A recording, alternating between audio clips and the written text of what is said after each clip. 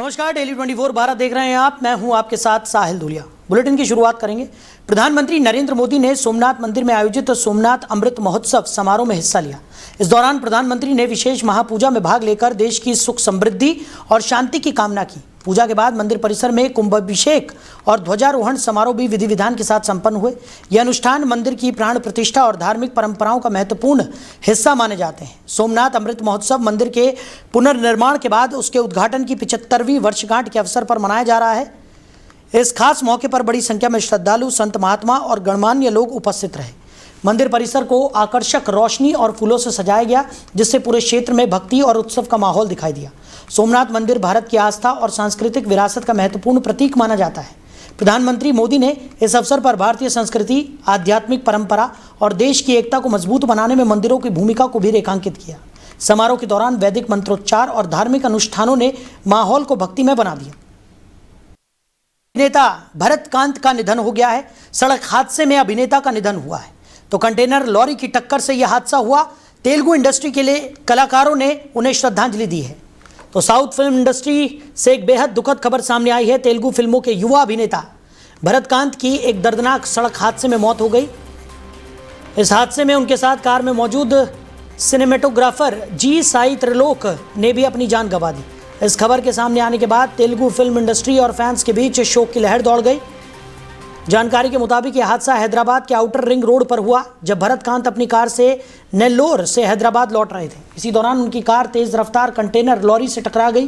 टक्कर इतनी भीषण थी कि दोनों की मौके पर ही मौत हो गई। बताया जा रहा है कि भरत कांत तेलुगु सिनेमा के उभरते कलाकारों में गिने जाते थे। उन्होंने फिल्म टिनेंट समेत कई प्रोजेक्ट्स में काम किया था और अपने अभिनय से पहचान बनाई थी। वहीं त्रिलोक भी इंडस्ट्री के जाने माने सिनेमेटोग्राफर थे। हादसे के बाद सोशल मीडिया पर फैंस और फिल्म इंडस्ट्री से जुड़े लोग दोनों कलाकारों को श्रद्धांजलि दे रहे हैं। कम उम्र में दोनों की मौत ने हर किसी को झकझोर कर रख दिया है। पुलिस ने मामला दर्ज कर हादसे की जांच भी शुरू कर दी है। उधर शुभेंदु अधिकारी के पीए की हत्या मामले में बड़ी कार्रवाई करते हुए पुलिस ने एक आरोपी को गिरफ्तार कर लिया है। तो जानकारी के अनुसार बलिया का रहने वाला शूटर राज सिंह अयोध्या से पकड़ा गया है। वारदात के बाद राज सिंह अयोध्या में छिपकर रह रहा था। लंबे समय से उसकी तलाश में जुटी कोलकाता पुलिस और उत्तर प्रदेश पुलिस की संयुक्त टीम ने एक जॉइंट ऑपरेशन चलाकर उसे गिरफ्तार किया। गिरफ्तारी के बाद पुलिस ने आरोपी को अपने कब्जे में लेकर आगे की पूछताछ के लिए कोलकाता रवाना कर दिया। अधिकारियों का कहना है कि इस मामले में अन्य आरोपियों और साजिश के पहलुओं की भी जांच की जा रही है। पुलिस ये पता लगाने की कोशिश कर रही है कि हत्या की साजिश में और कौन कौन लोग शामिल थे और इसका पूरा नेटवर्क क्या था। जांच एजेंसियां जल्द ही मामले में और खुलासे कर सकती है। वहीं पश्चिम बंगाल की राजनीति में बड़ा बदलाव देखने को मिल रहा है। शुभेंदु अधिकारी मुख्यमंत्री बनने के बाद अपनी पहली कैबिनेट बैठक करने जा रहे हैं। ये बैठक राज्य सचिवालय नवान्ना में होगी, जहां नई सरकार के एजेंडे और मंत्रालयों के बंटवारे पर अहम फैसले लिए जा सकते हैं। जानकारी के मुताबिक मुख्यमंत्री को सुबह गार्ड ऑफ ऑनर दिया गया। इसके बाद कैबिनेट बैठक शुरू होगी। तो इस बैठक में उन 5 मंत्रियों के विभागों का बंटवारा भी किया जा सकता है जिन्होंने मुख्यमंत्री के साथ शपथ ली थी। सूत्रों के अनुसार नई सरकार की प्राथमिकताओं में आयुष्मान भारत योजना को पश्चिम बंगाल में लागू करना, बांग्लादेश सीमा पर सुरक्षा मजबूत करना और प्रशासनिक ढांचे में बड़े बदलाव शामिल हैं। राज्य सरकार नौकरशाही में फेरबदल और नई कार्यशैली पर भी चर्चा कर सकती है। राजनीतिक जानकारों का मानना है कि ये बैठक सिर्फ मंत्रालयों के बंटवारों तक सीमित नहीं रहेगी, बल्कि नई बीजेपी सरकार के शासन मॉडल और सोनार बांग्ला विजन की दिशा भी तय करेगी। वहीं रक्षा मंत्री राजनाथ सिंह ने पश्चिम एशिया में तेजी से बदलते हालातों पर नजर रखने के लिए गठित मंत्रियों की अनौपचारिक अधिकार प्राप्त समूह IGOM की बैठक की अध्यक्षता की। राजधानी दिल्ली में आयोजित इस अहम बैठक में क्षेत्र की मौजूदा सुरक्षा स्थिति, भारत के रणनीतिक हितों और वहां मौजूद भारतीय नागरिकों की सुरक्षा से जुड़े मुद्दों पर विस्तार से चर्चा की गई। बैठक में पश्चिम एशिया में बढ़ते तनाव और उसके संभावित प्रभावों का आकलन किया गया। साथ ही विदेश मंत्रालय और संबंधित एजेंसियों से प्राप्त ताज़ा जानकारियों की समीक्षा भी की गई। सरकार ने स्पष्ट किया कि क्षेत्र में रहने वाले भारतीय नागरिकों की सुरक्षा सर्वोच्च प्राथमिकता है और स्थिति पर लगातार नजर रखी जा रही है। सूत्रों के अनुसार बैठक में आपात स्थिति से निपटने की तैयारियों, समन्वय व्यवस्था और जरूरत पड़ने पर निकासी योजनाओं को लेकर भी चर्चा हुई। रक्षा मंत्री राजनाथ सिंह ने संबंधित मंत्रालयों और अधिकारियों को सतर्क रहने, साथ ही हर परिस्थितियों के लिए तैयार रहने के निर्देश दिए। केंद्र सरकार पश्चिम एशिया की मौजूदा स्थिति पर लगातार नजर बनाए हुए है और बदलते घटनाक्रम के अनुसार आवश्यक कदम उठाने की तैयारी कर रही है। वहीं मुख्यमंत्री योगी आदित्यनाथ ने वाराणसी स्थित काशी विश्वनाथ मंदिर में आयोजित सोमनाथ अमृत महोत्सव को संबोधित किया। इस अवसर पर उन्होंने सोमनाथ स्वाभिमान पर्व को भारत की संस्कृति जड़ों से जोड़ने वाला एक महत्वपूर्ण प्रयास बताया। मुख्यमंत्री योगी आदित्यनाथ ने कहा कि काशी विश्वनाथ धाम में इस तरह के आयोजन भारत की सनातन परंपरा, संस्कृति और आध्यात्मिक एकात्मता का प्रतीक है। उन्होंने कहा कि सोमनाथ और काशी दोनों ही ये संदेश देते हैं कि सनातन संस्कृति पर आक्रमण तो हो सकते हैं, लेकिन उसे कभी पराजित नहीं किया जा सकता। उन्होंने आगे कहा कि भारत की सांस्कृतिक विरासत को सहेजने और आने वाली पीढ़ियों तक पहुंचाने के लिए ऐसे आयोजन अत्यंत आवश्यक है। कार्यक्रम के दौरान मंदिर परिसर में धार्मिक अनुष्ठान, भजन कीर्तन और वैदिक मंत्रोच्चार के वातावरण को भक्तिमय कर दिया गया। इस अवसर पर बड़ी संख्या में श्रद्धालु, संत महात्मा और गणमान्य लोग मौजूद रहे। पूरे आयोजन में आस्था और सांस्कृतिक गौरव की झलक देखने को मिली।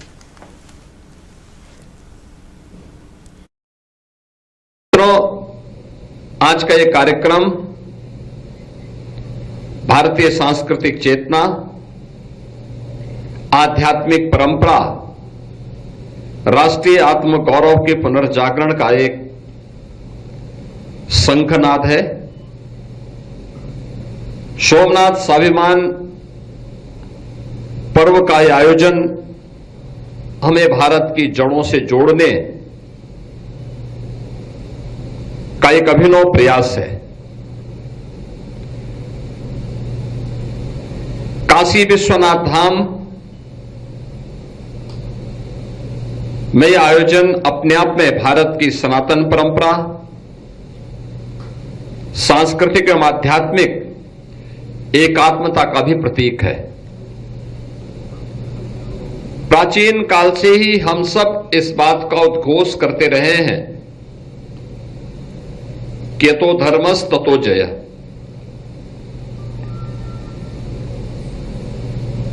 काशी और सोमनाथ भारत की सभ्यतागत चेतना के दो अमर ज्योति स्तंभ हैं। एक उत्तर में पवित्र मां गंगा के तट पर बाबा विश्वनाथ धाम और दूसरा पश्चिमी भारत में सागर के तट पर स्थित प्रथम ज्योतिर्लिंग भगवान सोमनाथ महादेव का। वहीं दिल्ली की मुख्यमंत्री रेखा गुप्ता ने दिल्ली सरकार के अन्य मंत्रियों के साथ गौरी शंकर मंदिर में सोमनाथ अमृत महोत्सव के अवसर पर पूजा अर्चना की। इस दौरान मंदिर परिसर में धार्मिक अनुष्ठान और भजन कीर्तन का आयोजन किया गया, जिसमें बड़ी संख्या में श्रद्धालु भी शामिल हुए। मुख्यमंत्री रेखा गुप्ता ने कहा कि हर भारतीय के लिए ये गर्व का विषय है कि आज पूरा देश सोमनाथ स्वाभिमान पर्व मना रहा है। उन्होंने कहा कि हजारों बार भारत की संस्कृति और सनातन परंपरा पर प्रहार किए गए, लेकिन हर बार देश ने अपनी सांस्कृतिक पहचान को मजबूती से स्थापित किया। मुख्यमंत्री ने प्रधानमंत्री नरेंद्र मोदी को बधाई देते हुए कहा कि उनके विकास भी और विरासत भी के विजन के साथ देश लगातार आगे बढ़ रहा है। उन्होंने कहा कि भारत अपनी सांस्कृतिक धरोहरों को संरक्षित करते हुए आधुनिक विकास की दिशा में तेजी से काम कर रहा है।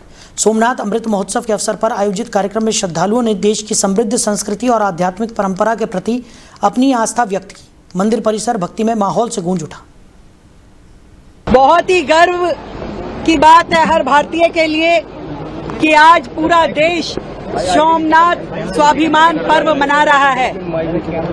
हजारों बार हमारे इस देश की संस्कृति पे, अध्यात्म पे, सनातन पे प्रहार किया गया, पर हर बार भारत ने और भारत के अध्यात्म ने, सनातन ने अपने आप को फिर से खड़ा किया।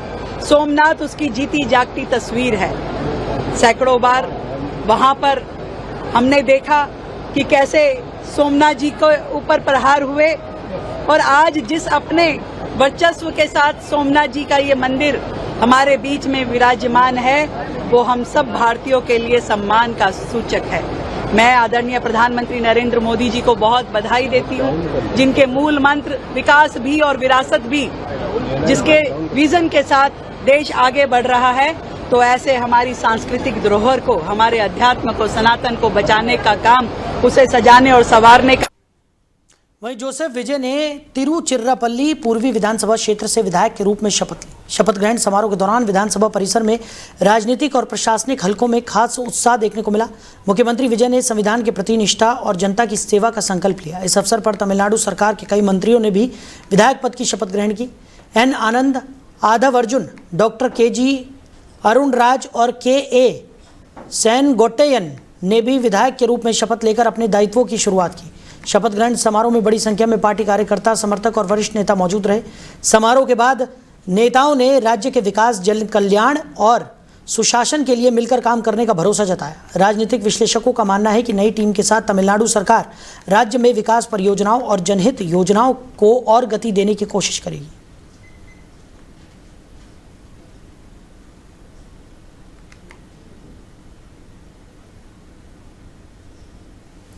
जोसेफ विजय ने मुख्यमंत्री पद की शपथ ग्रहण करने के बाद अब विधायक पद की शपथ भी ग्रहण कर ली है। तिरुचिरापल्ली पूर्वी सीट से विजय विधायक बन गए हैं। विधानसभा में शपथ ग्रहण समारोह का आयोजन किया गया और आपको बता दें कि उनके साथ कई और विधायकों ने भी शपथ ग्रहण की है। तो तमिलनाडु में मंत्रियों ने नई जिम्मेदारी संभाल ली है। अगली बड़ी खबर का रुख करेंगे। विजय सरकार ने प्रशासनिक बदलाव तेज कर दिए हैं। 2 वरिष्ठ आईएएस अधिकारियों के तबादले किए गए हैं। मुख्यमंत्री ने पद संभालते ही एक्शन दिखा दिया है। प्रोटेम स्पीकर नियुक्ति का ऐलान भी कर दिया गया है। तमिलनाडु में नई सरकार की सक्रिय शुरुआत होती हुई नजर आ रही है। तो जोसेफ विजय ने मुख्यमंत्री पद संभालते ही प्रशासनिक स्तर पर तेजी से फैसले लेते हुए अपनी सक्रियता दिखाई। पदभार ग्रहण करने के तुरंत बाद उन्होंने राज्य प्रशासन में बड़ा फेरबदल करते हुए 2 वरिष्ठ आईएएस अधिकारियों का तबादला कर दिया। इस कदम को नई सरकार की कार्यशैली और प्रशासनिक नियंत्रण को मजबूत करने की दिशा में महत्वपूर्ण माना जा रहा है। सूत्रों के अनुसार मुख्यमंत्री विजय ने स्पष्ट संकेत दिया है कि सरकार में कार्यकुशलता और पारदर्शिता उनकी प्राथमिकता होगी। इस क्रम में उन्होंने विभिन्न विभागों की समीक्षा शुरू कर दी है और अधिकारियों को जनहित से जुड़े कार्यों में तेजी लाने के निर्देश दिए हैं। इसके साथ ही राज्य में प्रोटेम स्पीकर की नियुक्ति का भी ऐलान किया गया है ताकि विधानसभा की कार्रवाई को सुचारू रूप से आगे बढ़ाया जा सके और नए विधायकों की शपथ प्रक्रिया पूरी कराई जा सके। यह निर्णय आगामी विधायी गतिविधियों को व्यवस्थित करने की दिशा में अहम माना जा रहा है। राजनीतिक विश्लेषकों का मानना है कि शुरुआती दिनों के लिए किए गए फैसले सरकार की कार्यशैली का संकेत देते हैं और आने वाले समय में प्रशासनिक ढांचे में और बदलाव देखने को मिल सकता है। वहीं भाजपा के राष्ट्रीय अध्यक्ष नितिन नवीन ने नवीन सिन्हा मेमोरियल पार्क का दौरा कर अपने दिवंगत पिता नवीन सिन्हा को पुष्पांजलि अर्पित की। यह अवसर उनके पिता की जयंती के रूप में मनाया गया, जिसमें उन्होंने भावनात्मक रूप से श्रद्धांजलि दी और उनके योगदान को याद किया। नितिन नवीन ने कहा कि आज का दिन उनके लिए विशेष रूप से भावुक और प्रेरणादायक है। उन्होंने बताया कि अपने पिता के आशीर्वाद से उन्हें लंबे समय तक क्षेत्र की सेवा करने का अवसर मिला। उन्होंने ये भी कहा कि उनके पिता का सपना था कि उनके क्षेत्र का समग्र विकास हो, जो अब धीरे धीरे साकार होता दिखाई दे रहा है। उन्होंने आगे कहा कि जनसेवा और विकास के कार्यों में उनके पिता की सोच हमेशा मार्गदर्शक रही है। कार्यक्रम के दौरान समर्थकों और स्थानीय लोगों ने भी उन्हें श्रद्धांजलि दी और विकास कार्यों के प्रति उनके योगदान की सराहना की। यह अवसर पारिवारिक स्मृति के साथ साथ सार्वजनिक जीवन में उनके प्रेरणा स्रोत को याद करने का भी रहा, जिसमें भावनात्मक माहौल देखने को मिला।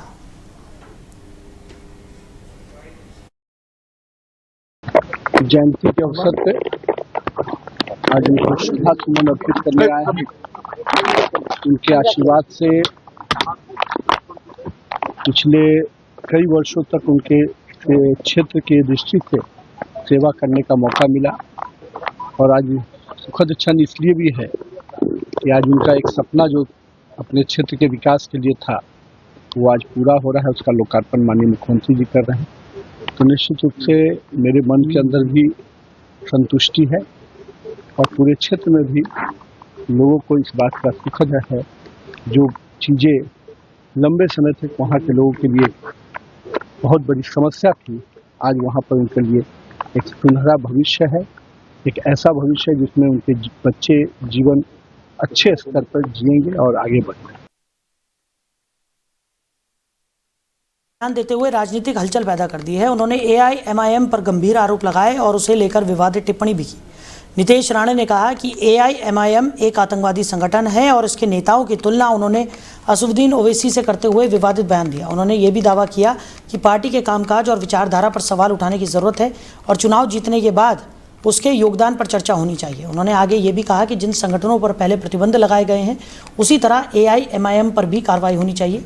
राणे ने अपने बयान में कई तीखे आरोप भी लगाए, जिससे राजनीतिक माहौल गर्मा गया है। ये बयान सामने आने के बाद राजनीतिक हलकों में बहस तेज हो गई है। विभिन्न दलों के नेताओं और विश्लेषकों ने इस तरह की भाषा को लेकर अलग अलग प्रतिक्रियाएं दी है। गौरतलब है कि इस तरह के बयानों से अक्सर राजनीतिक तनाव बढ़ जाते हैं और सार्वजनिक चर्चा में तीखी प्रतिक्रियाएं देखने को मिलती हैं।